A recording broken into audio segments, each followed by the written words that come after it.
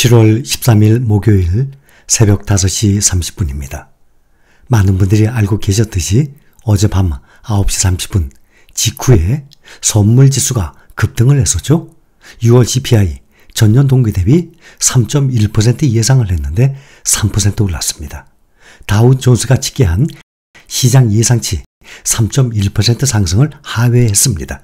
미국 CPI 상승률은 지난해 6월에 9.1%로 고점을 찍은 후 지난 5월에는 4%까지 하락한 데 이어서 지난달도 큰 폭으로 둔화가 된 것입니다.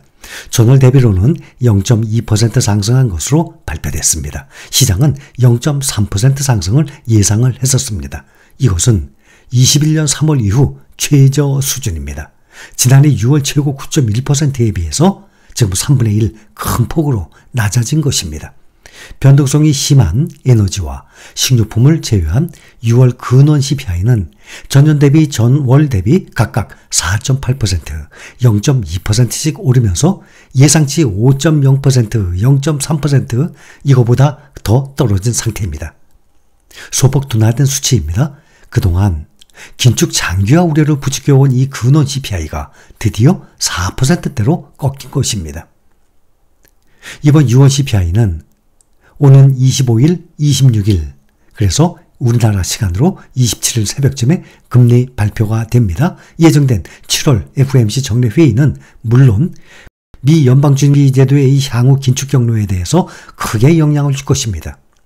연준이 이달에 기준금리를 인상할 가능성이 기정사실화되는 분위기지만 물가 흐름에 따라서 금리가 또 한 차례 추가로 인상될 수 있기 때문입니다.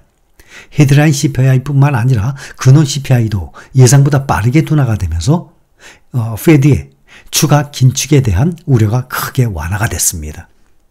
연준이 7월에는 예정대로 금리를 인상할 것으로 예상하면서 인플레이션이 예상보다 빠르게 둔화한다면 추가 인상 여부는 이후 지표에 달려있는 것입니다.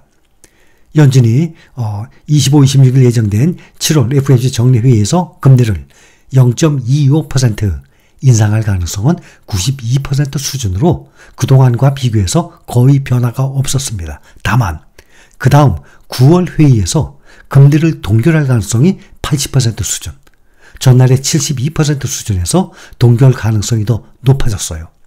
그리고 연말 12월 회의까지 금리를 한 번 더 인상할 가능성은 21% 수준, 전날엔 37%였어요. 그러니 이번에 금리를 7월에 한 번만 더 올리고 끝날 가능성으로 예상하는 사람들이 많은 것이죠.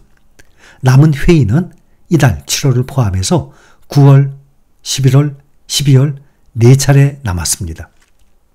시장은 이렇게 새로운 지표 6월 CPI 나왔죠. 페드가 이달 이후 추가 금리 인상이 필요한지 논의할 이유가 된다라고 시장은 보고 있고 페드의 긴축 주기가 끝날 것이라고 내다보고 있습니다.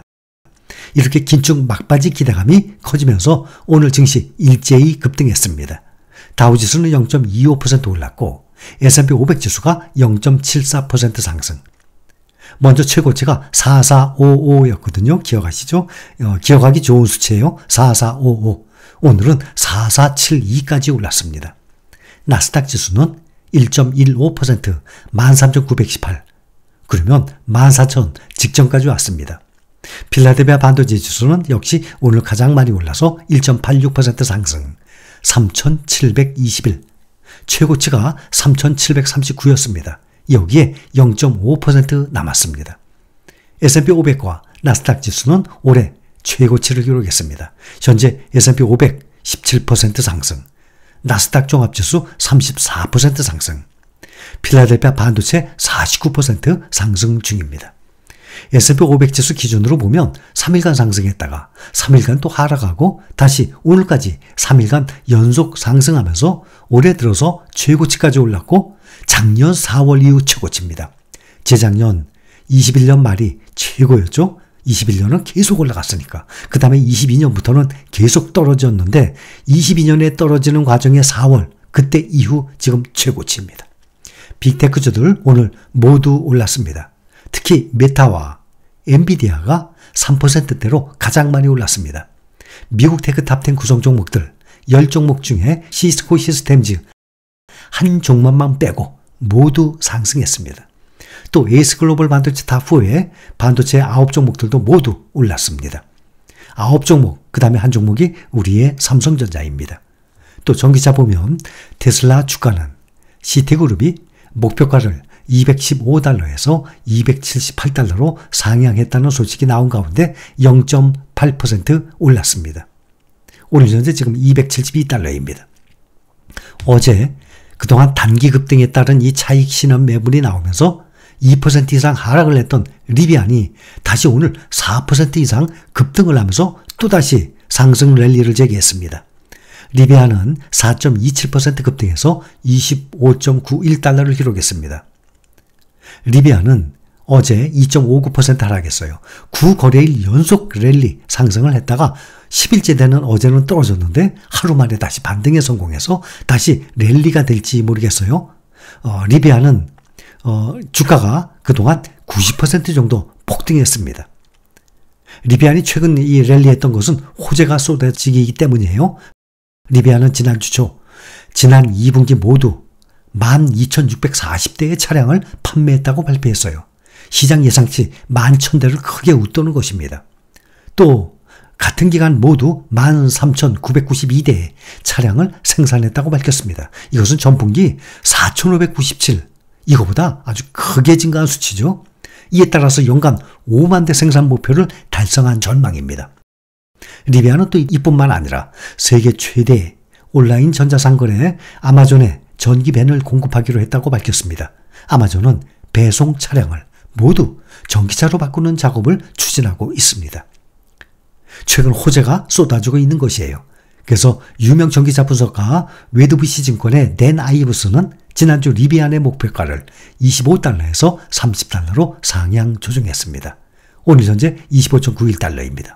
근데 반대로 미국의 전기차 업체 루시드는 2분기 판매량이 시장의 예상을 하회를 하니까 주가가 12% 가까이 폭락을 했습니다. 오늘 11.82% 폭락한 7.16달러 기록했습니다. 루시드는 2분기 판매가 시장의 예상에 못 미쳤기 때문입니다. 루시드는 지난 2분기에 모두 1,404대의 전기차를 판매했다고 밝혔습니다. 리비안에 비하면 상당히 적은 양입니다. 이것은 시장의 예상치인 1,873대를 하회하는 것입니다. 시장은 루시드가 2분기에 2,173대의 차량을 생산하고 1,873대를 판매했을 것으로 예상을 했었습니다. 그러나 루시드는 1,404대 판매에 그쳤습니다.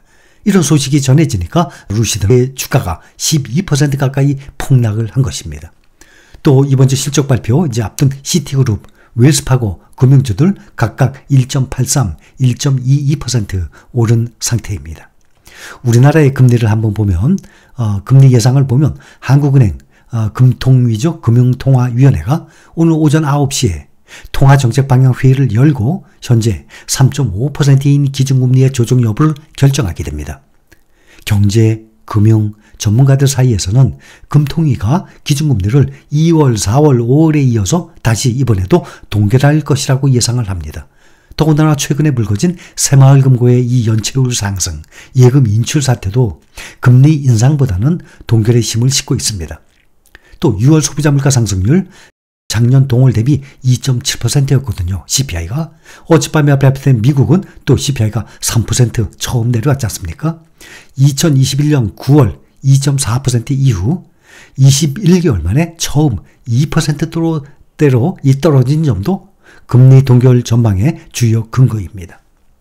동결 후에 미국 연방준비제도가 오는 26일 예상대로 정책 금리를 0.25% 더 올리게 되면 한국과 미국의 금리 차가 사상 초유의 2%까지 커지는 점, 이것은 걱정이지만 한은 금통위원들은 최근의 자금, 환율 흐름으로 미뤄서 급격한 유출이나 원화가치 하락이 나타나지 않을 것으로 판단할 가능성이 큽니다.